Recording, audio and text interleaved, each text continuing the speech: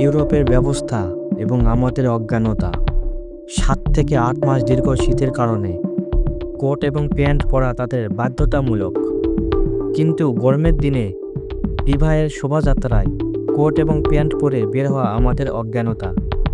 বাসি ময়দা দিয়ে তৈরি পিৎজা, বার্গার ও নুডলস খাওয়া তাদের জন্য প্রয়োজনীয় ব্যবস্থা, কিন্তু 56 প্রকারের রাজভোগ থাকা সত্ত্বেও পিৎজা ও বার্গার খাওয়া আমাদের অজ্ঞানতা।